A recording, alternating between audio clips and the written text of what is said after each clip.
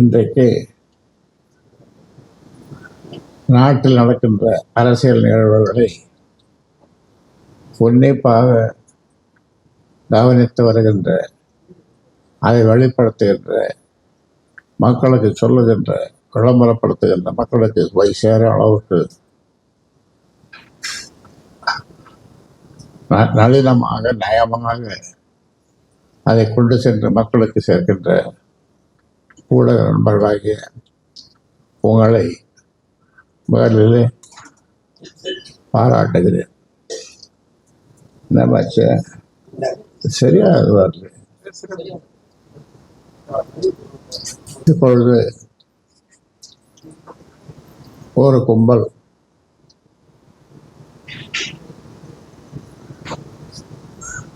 அந்த கும்பலுக்கு தலைமை அன்புமணியும் அவரது துணைவியார் சௌமியா அன்புமணியும் ஒற்றுமையாக 46 ஆண்டுகாலமாக 70-80 வயசு உள்ள சொந்தங்கள், அதன் பிறகு வந்தவர்கள், இவர்களையெல்லாம் கொண்டு சேர்த்து உயிரை விட மேலாக அவர்களை நான் மதித்து கட்சியை, சங்கத்தை ஆரம்பித்து நடத்தி வந்தேன்.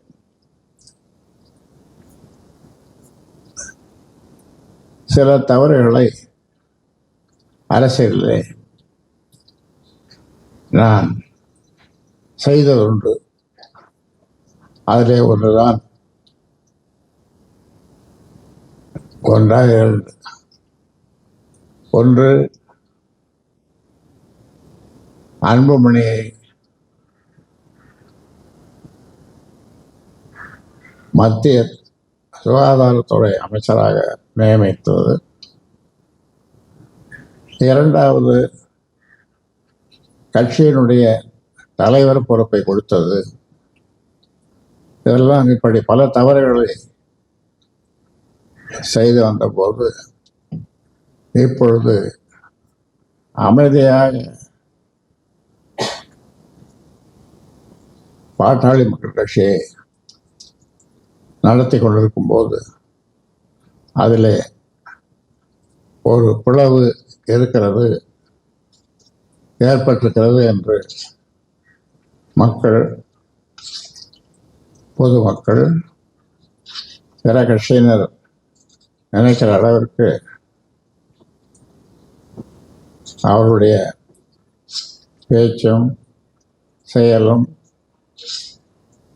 அருவருக்கத்தக்க அளவில் அமைந்திருக்கிறது. இதற்கு காரணம் இங்க இருக்கிற ஊடக நண்பர்கள். உங்களை கேட்டால் என் காதிலே கிட்ட வந்து கிசுகிசுப்பீர்கள். எப்படி கிசுகிசுப்பீர்கள்? ஐயா, நீங்க வளர்த்தது சரியில்லை, உங்க வளர்ப்பு சரியில்லை என்று கிசுகிசுப்பீர்கள். இல்லை, உங்க பேரை சொல்ல, உங்க பேரை சொல்லட்டும். ஐயோ சொல்லாதீங்க, அதுக்காக தான் கிசுகிசுன்னு சொல்லுவீங்க. அப்படி அந்த கும்பலிடம் இருக்கிற ஒரு சிலரை தவிர மற்றவர்களெல்லாம், ஏன் எல்லோருமே நான் வளர்த்த பிள்ளைகள், என்னை ஐயா என்று அன்போடு அழைத்த பிள்ளைகள், இன்றைக்கு சில பல காரணங்களுக்காக அவர்கள் அங்கே போய் சேர்ந்து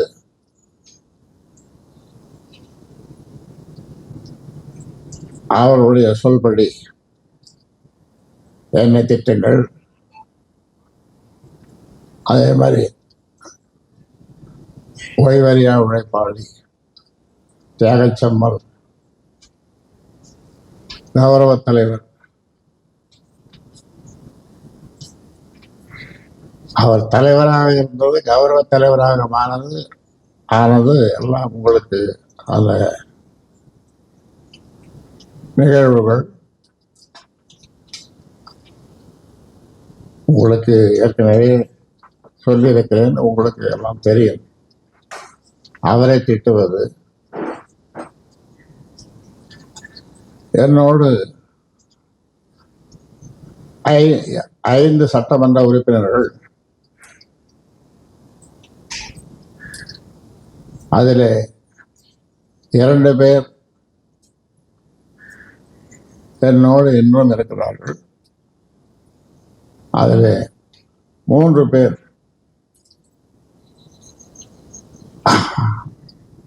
அன்புமணி கும்பலோடு தெரியாமல் போய்விட்டார்கள். ஏனென்றால் அவருக்கு தெரியும், கட்சின்னா ஐயா மாதிரி கட்சியை நடத்த முடியாது யாரும்.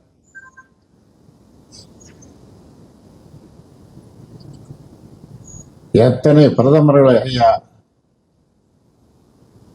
பார்த்திருக்கிறார், சேர்ந்திருக்கிறார், கூட்டணியிலே அமைத்திருக்கிறார். பிரதமர் நான் சொல்வது. அதே போன்று தமிழ்நாட்டில் இருக்கிறார் மறைந்த தலைவர்களோடும்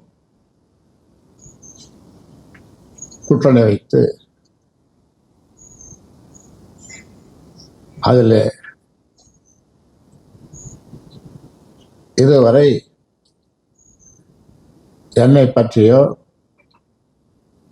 நான் வளர்த்த சங்கம் கட்சியை பற்றியோ அவர்கள் அவதூறான விமர்சனங்கள் செய்யவில்லை. மேலும் இன்னும் சொல்லப்போனால் என்னை பல முறை அவர்கள் பாராட்டியிருக்கிறார்கள். ஓராண்டுக்கு முன்னாலே கூட நம்முடைய பிரதமர் சேலத்திலே ஒரு கூட்டத்திலே என்னை ஆறத் தழுவி அந்த கட்சியெல்லாம் உங்களுடைய ஊடகங்களில் வந்திருக்கின்றன. இப்படி எல்லோரும் மதிக்கத்தக்க அளவு பாசத்தோடு பழகிய தமிழ்நாடு தலைவர்கள், இந்திய தலைவர்கள், பல இந்தியாவில் இருக்கிற பல கட்சிகளை சேர்ந்த தலைவர்கள், அந்த பட்டியலை சொல்ல வேண்டும் என்று சொன்னால் நீண்ட நேரமாகும், உங்களுக்கு தெரியும். அவர்களோடு நான்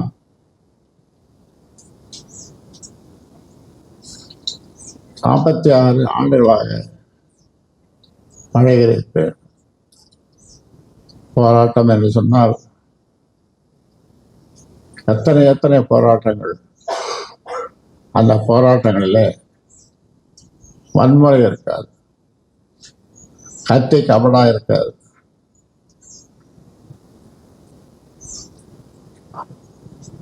ஒருவர் கட்சியை பற்றி, பாட்டாளி மக்கள் கட்சியை பற்றி அவதூறாக பேசினாலும் கூட எப்போவாவது யாராவது அதற்கு நாகரிகமாக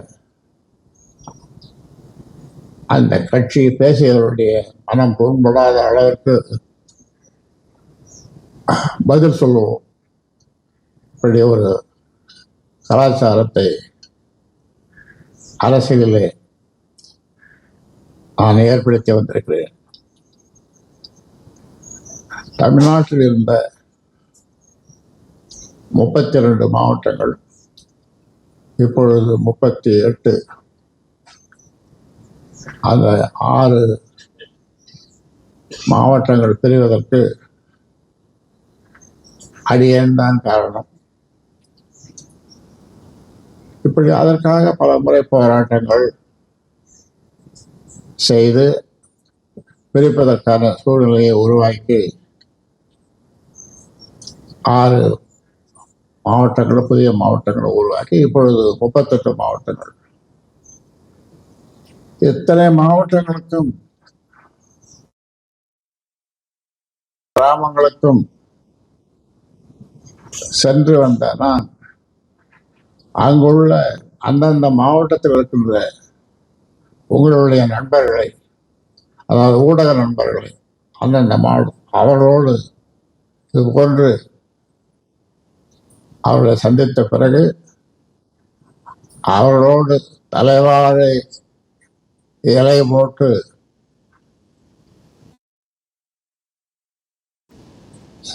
சாப்பிடுவேன். அது ஒரு காலம்.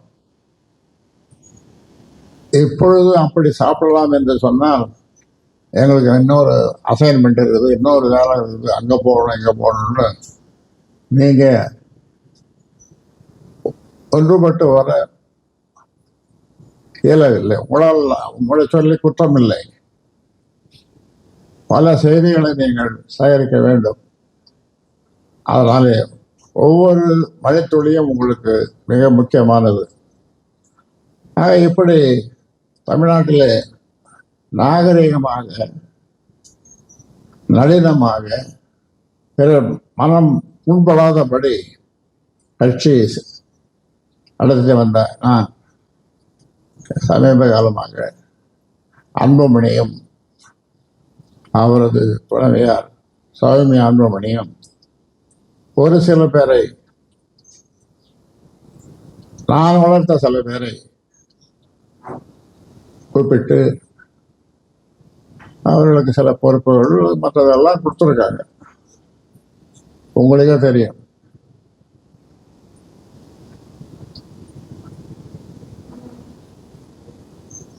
இருபது வருஷத்துக்கு மேலே ஒரு பொறுப்பிலே என்னிடம் இருந்த ஒருவருக்கு ஒரு பழைய காரை கொடுத்து, பழைய கார், என்ன காரு, இன்னோவா, இப்படியெல்லாம் அந்த கூத்துக்களை எல்லாம், கோமாளித்தனங்களை எல்லாம் வரிசைப்படுத்த தேவையில்லை. அது வரிசைப்படுத்தினால் நீளும்.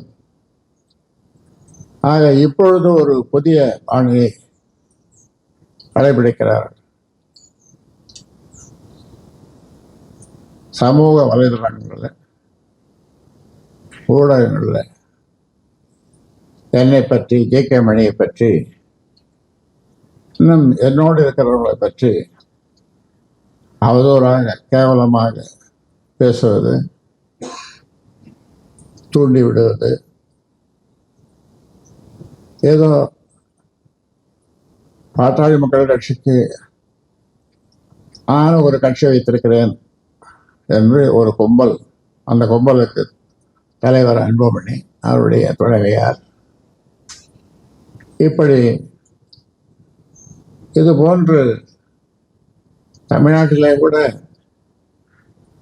சில கட்சிகள் சில நேரங்களில் இது போன்று நடந்ததுண்டு. ஆனால் இவ்வளவு மோசமாக அடித்தடி சண்டை ஒரு கட்சியிலே இருந்தவர்களை சில பேரை கூப்பிட்டு தன் பக்கம் சேர்த்து கொண்டு கத்தி, கபடா, துப்பாக்கி எப்பதான் ஏந்துவாங்களோ தெரியல. இது துப்பாக்கி கிடைக்குது. பீகார்ல இருந்து இங்கே நிறைய பேர் வேலை செய்யறாங்க. பீகாருக்காரன் அவன் துப்பாக்கி வச்சிருப்பான். ஆக இப்படியெல்லாம், அதாவது நாகரிகமாக, பண்போடு மக்களை சந்தித்து, மக்களுடைய குறைகளை கேட்டு, மக்களுக்காக போராடுவதுதான் வளர்ச்சி. தமிழ்நாட்டினுடைய வளர்ச்சி, அது கல்வியாக இருந்தாலும், வேளாண்மையாக இருந்தாலும், எல்லாவற்றிலும் மக்கள், குழந்தைகள் முன்னேற வேண்டும் என்பதற்கான திட்டங்களை தீட்டுவது, யோசனைகளை சொல்லுவது, தவறான வழிகளிலே அரசு செல்லும் போது அதை தவறு என்று சுட்டி காட்டுவது, அறிக்கை விடுவது, இப்படி ஒரு அரசியல் கட்சியினுடைய செயல்பாடு இப்படி இருக்க வேண்டும். இன்னும் நிறைய இதை பற்றி சொல்லணும்னா ஒரு அரசியல் கட்சி எப்படி இருக்க வேண்டும் என்று சொல்ல வேண்டும் தான் நேரமாகும். ஆனால் இது புது விதமாக மாலை போடுறதுனாங்க, அது மாலை போடக்கூடாது,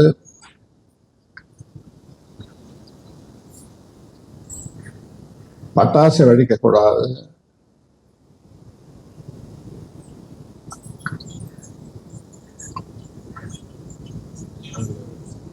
அப்ப இப்படி பல கட்டளைகளை, அதாவது துண்டு பொன்னாடை போடக்கூடாது, அதுக்கு பதிலாக புத்தகம் கொடுக்கலாம். அதெல்லாம் இதெல்லாம் செலவே வேண்டாம். ஒரு எலுமிச்சம் பழம் கிடைச்சதெல்லாம் வாங்கிடுவேன், கிடைச்சா வாங்கிட்டோம், இல்லைன்னா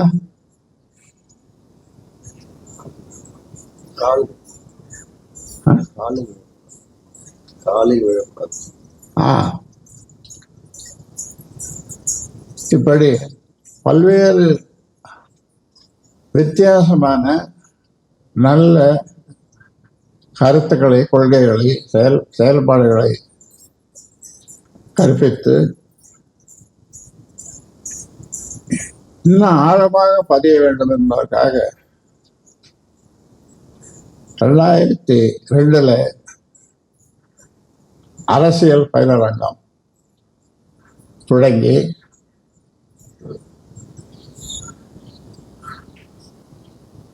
அதில் ஒரு கட்டடத்தை அன்புமணி தொடங்கி கல்வெட்டு கூட அவர் பேர் இருக்கு, அவர் படமும் இருக்கு பக்கத்தில், நீங்க பார்த்துருப்பீங்க நிறைய தடவை.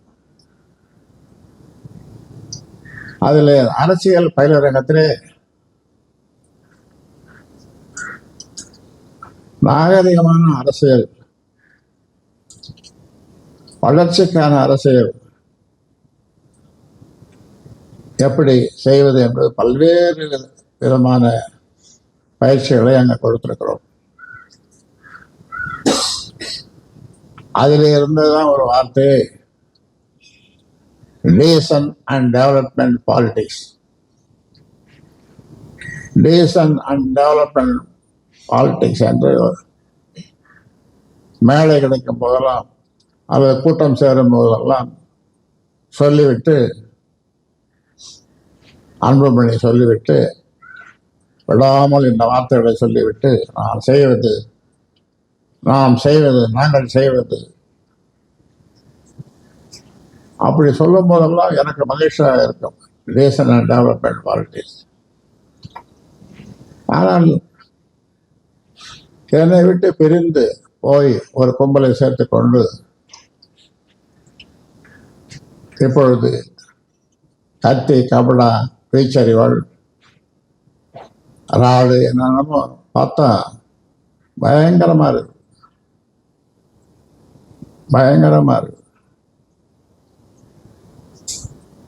இப்படி அவர்களை தூண்டி அவர்கள் மேல் வழக்கு பதிவு, அதனாலே அவர்கள் செய்த தவறுக்கு காவல்துறை வழக்கு பதிவு செய்து அவர்களை குண்டர் சட்டத்திலோ அல்லது வேறு சட்டத்திலோ சிறைக்கு அனுப்புகின்ற வேலையை,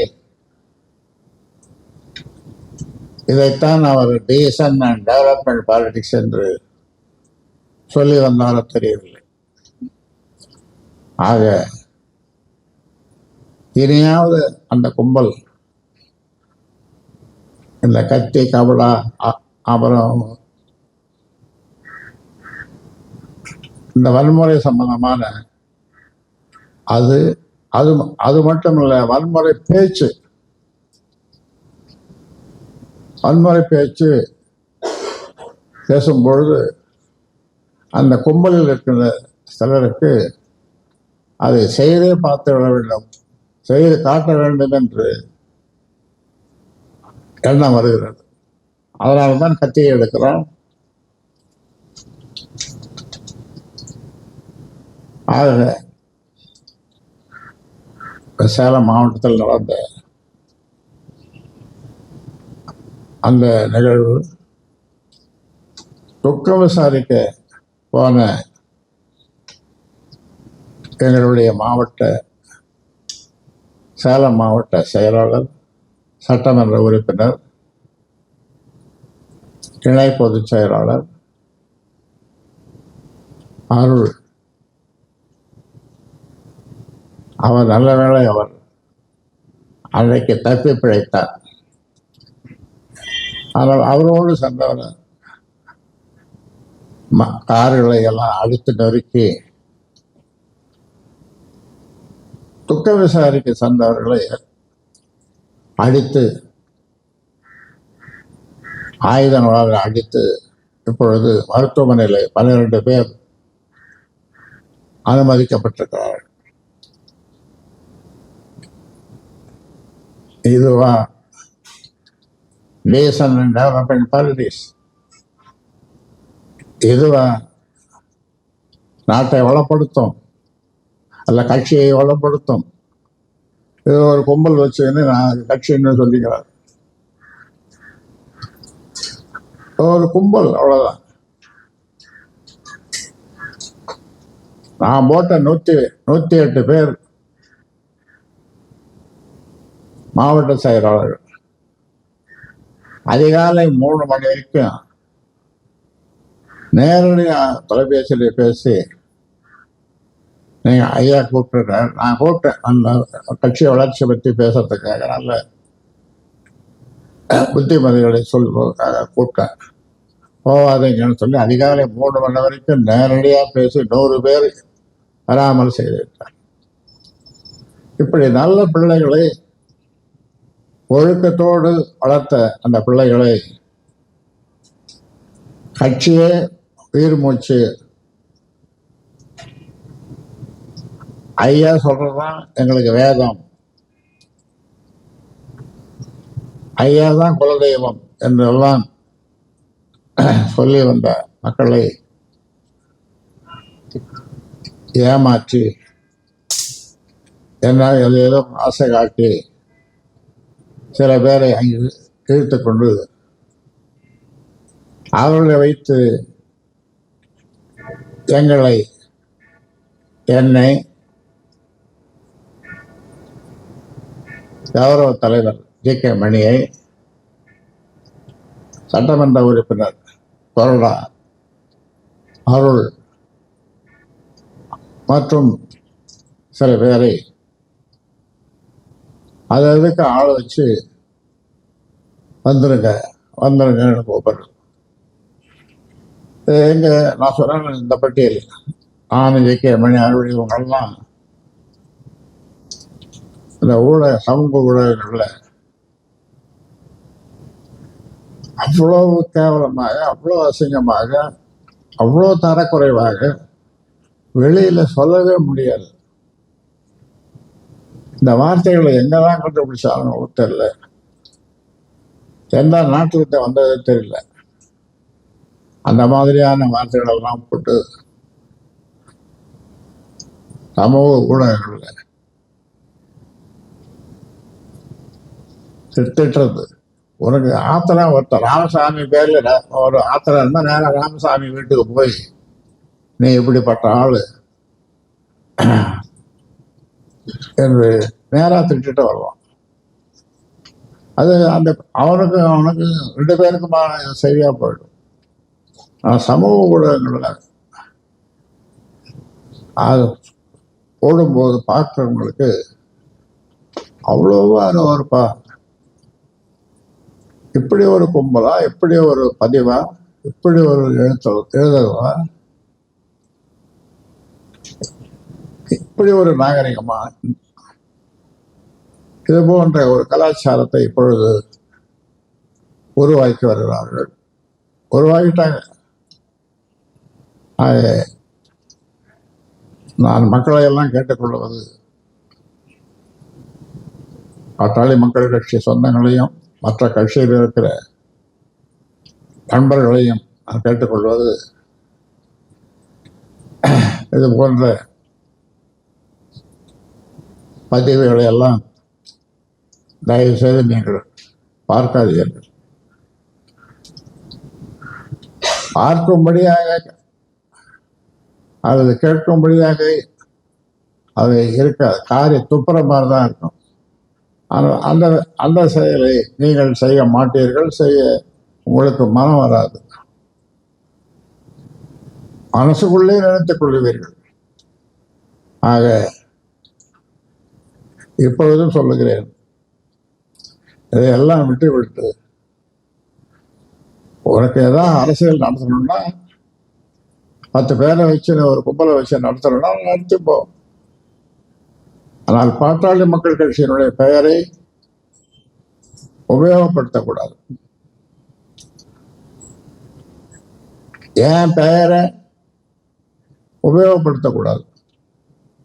நான் ஏற்கனவே சொல்லியிருக்கிறேன், உங்கள்கிட்ட சொல்லியிருக்கிறேன், உங்கள் மூலமாக மக்களுக்கு போய் சேர்ந்திருக்கிறது.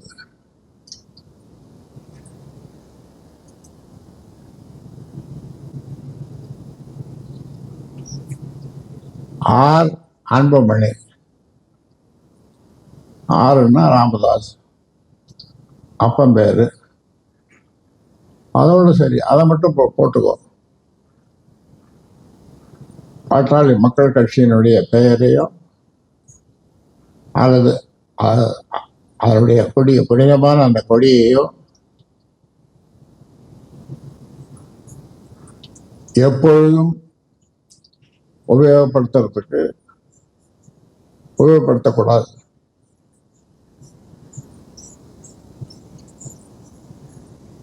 அதை பல முறை சொல்லியிருக்கேன். இன்னைக்கு உங்க மூலமாக, ஊடகங்கள் மூலமாக இன்னைக்கும் சொல்லுகிறேன். நீ ஒரு தனியா கட்சி ஆரம்பிச்சுக்கோ. 20 பேர் 21 பேர் எவ்வளவு பேர் சேர்ந்த ஒரு கட்சி ஆரம்பிக்கலாம்? 21 பேர். நீ வச்சிருக்கிற கும்பல்ல 21 பேர் இருக்காங்க. அந்த கும்பல் அவங்கள வச்சு ஒரு புது கட்சி ஆரம்பிச்சுக்கோ. பேரு வேணும்னா நானே சொல்லி கொடுக்குறேன். என்ன பேர்? நல்ல பொருத்தமான பேரு நானே சொல்றேன். ஆனா பாட்டாளி மக்கள் கட்சி அதனுடைய கொடி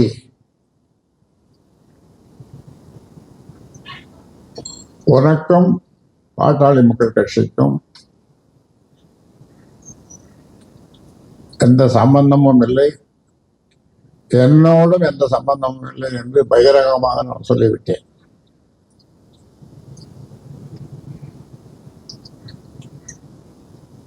அதனால தமிழகம் அமைதி பூங்காவாக திகழ வேண்டும் என்று எல்லா அரசியல் கட்சி தலைவர்களும் மறைந்த தலைவர்கள் விரும்பினார்கள். அடிக்கடி என்னுடைய நண்பர் கலைஞர் அவர்கள் அடிக்கடி சொல்லுவார்,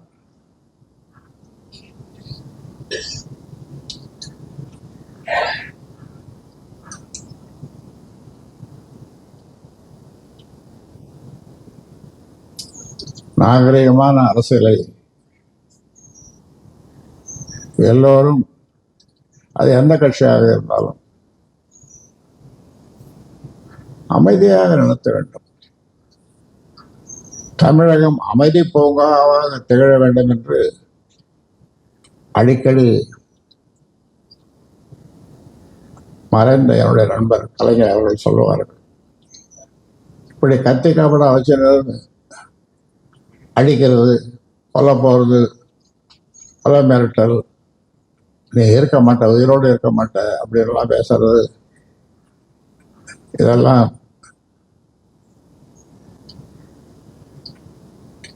டீசன்ட் அண்ட் டெவலப்மெண்ட் பாலிட்டிக்ஸ் இல்லை, அமைதி பூங்காவாக இருக்காது. ஆனாலும் பாட்டாளி மக்கள் கட்சி சொந்தங்களுக்கு நான் வேண்டுகோள் விடுப்பது, எந்த நிலையிலும் எந்த வகையிலும் நீங்கள் எதிர்வினை ஆற்றக்கூடாது. அவன் கத்தி எடுக்கிறன்னா நீ கத்தி எடுக்காத.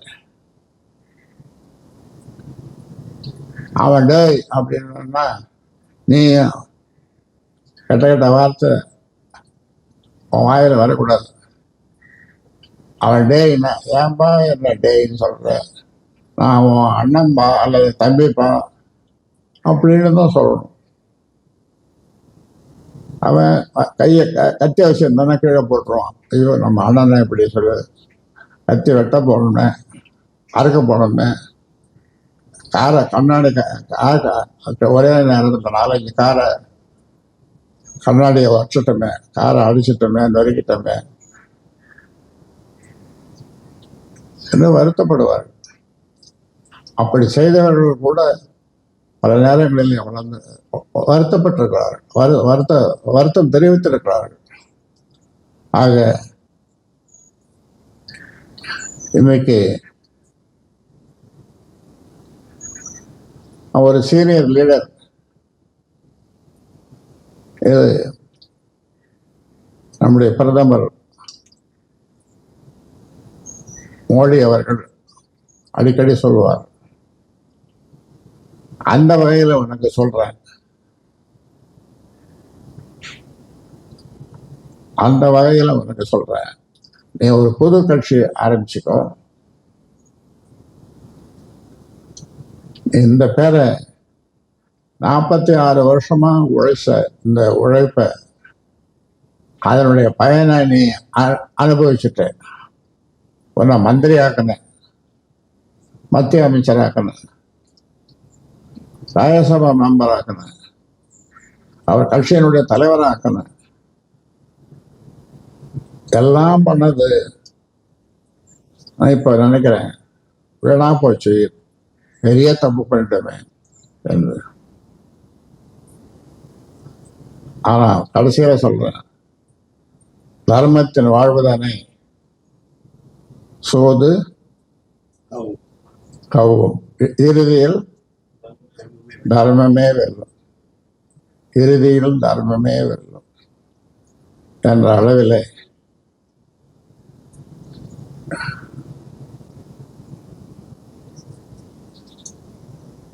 இறுதியாக சொல்லுகிறேன், நீ ஒரு கட்சி ஆரம்பிச்சுக்கோ. திரும்ப திரும்ப சொல்றேன், ஒரு நல்ல பேரு கிடைக்கல வேணா நான் சொல்றேன், பேர் சொல்லி கொடுக்குறேன், அந்த பேரை வச்சு நீ ஆரம்பிச்சுக்கோ. உங்ககிட்ட கும்பலை கூட சேர்த்துக்கோ. பொறுப்புகளை இப்போ கொடுத்துருக்குற, காரு கொடுத்து பழைய காரு கொடுத்து ஒரு பொறுப்பு. இங்கே இருந்து ஆளும் திடீர்னு துணி எடுத்துட்டு வரேன்னு சொல்லி நம்ம ஊருக்கு போயிட்டு வரேன்னு வந்தா பார்த்தா அங்கே போய் நிற்கிறான் காரோட போட்டோ. அது வேற, அது ஒரு போட்டோ. இதெல்லாம் நாங்கள் நினைச்சு எடுத்தோம். இதான் வருது டீசல் அண்ட் டெவலப்மெண்ட் பாலிடிக்ஸ். என்னையும் ஜே.கே. மணியும் எவ்வளவு மோசமா தரக்குறைவா பேச முடியுமோ. தமிழ்நாட்டு அரசியல்ல இது மாதிரி 25 வருஷமா 30 வருஷமா உழைச்ச ஒரு தலைவர் ஜே.கே. மணி, அவரை எந்த கட்சியினர் பார்த்தாலும் இவர் கைதான் முதல்ல கூப்பிடும், ஜே.கே. மணியினுடைய கைதான் முதல்ல கூப்பிடும். அண்ணே சௌக்கியமா இருக்கீங்கன்னா 2 பேரும் சொல்ல விசாரிப்பார்கள். அவருக்கு யாரும் எதிரி கிடையாது.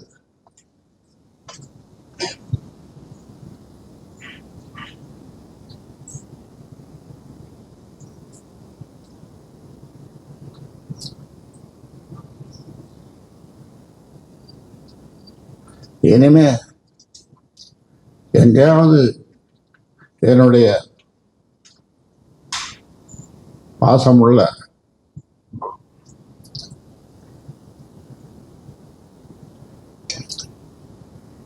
கட்சிக்காரர்கள் அவரோட பேர்ல எங்கு ஏதாவது ஒரு சுண்டு விரல் பட்டாலும் அதற்கு காரணம் அன்புமணியும் அவருடைய மனைவி சௌமியா அன்புமணி தான் காரணம். ஏனென்றால் நான் அவ்வளவு பாசத்தோடு அவர்களை நான் வளர்த்து வந்தேன். பாட்டாளி சொந்தங்களே என்று அது மட்டும் இல்லை, என் உயிரினும் மேலான, என் உயிரினும் மேலான, என் உயிரை விட மேலான என்று 3 முறை அவர்களை நேரே வந்தால் அப்படி கட்டி தழுவுகிற அளவிற்கு என்னுடைய வார்த்தைகள் இருக்கும். உள்ளத்திலிருந்து வரும். இது வார்த்தை ஜாலங்கள். எனக்கு பேச தெரியாது, எனக்கு போய் பேச தெரியாது. மனசுல நினைக்கிறது என்ன நினைக்கிறதோ அதை அப்படியே பேசிடுவேன். அதனால உங்களை சந்திச்சதில் மிக்க மகிழ்ச்சி. இந்த செய்திகளை நீங்கள் கொண்டு சென்று உங்கள் மூலமாக அன்புமணியும் அவரை சேர்ந்த ஒரு சிலரும் ஒரு கும்பல் அவர்கள் திருந்த வேண்டும் என்று இந்த நேரத்தில் உங்கள் மூலமாக இந்த செய்தியாக சொல்லுகிறேன்.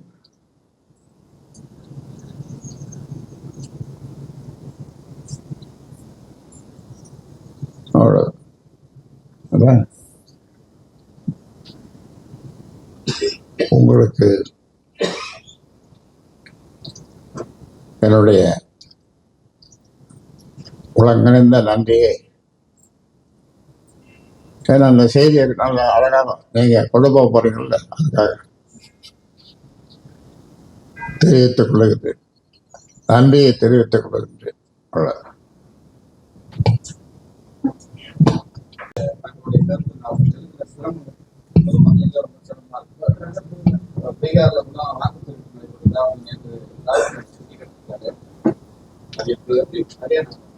இல்ல, இதுக்கெல்லாம் இப்ப நான் பேசணும். இப்ப இவ்வளவு நேரம் சொன்னேன், ஒரு கதையே இவ்வளவு நேரம், கிட்டத்தட்ட எவ்வளவு இருந்தாலும் 1/2 மணி நேரத்துக்கு 40 நிமிஷம் சொல்லணும். அதுலயே அடங்கி போச்சு. அவ்வளவுதான்.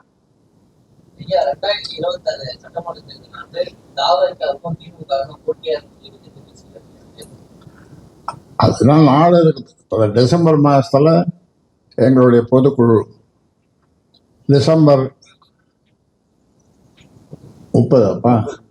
30 என்ன ஊர் அது? தலைவாசல். ஆத்தூர் பக்கத்துல இருக்கிற தலைவாசல்ல இடம்லாம் நாங்க பதிவு பண்ணிட்டோம். 30ஆம் தேதி டிசம்பர் 30 பொதுக்குழு. அந்த பொதுக்குழு முக்கியமான பொதுக்குழு. அது கூட்டணி பற்றி மற்ற விஷயங்கள் பற்றியெல்லாம் மக்களுடைய பொதுக்குழு உறுப்பினருடைய கருத்துக்களை கேட்டு அவர்கள் என்ன கருத்துக்களை சொல்லுகிறார்களோ அதன் அடிப்படையில் கூட்டணி, கட்சி வளர்ச்சி, மக்களுக்கு வாழ்த்துக்கள்,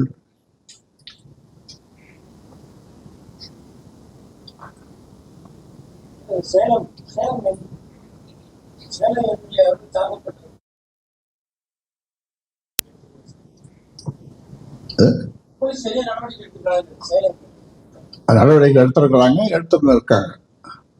நடவடிக்கை எடுத்திருக்கிறாங்க, எடுத்துட்டு இருக்காங்க.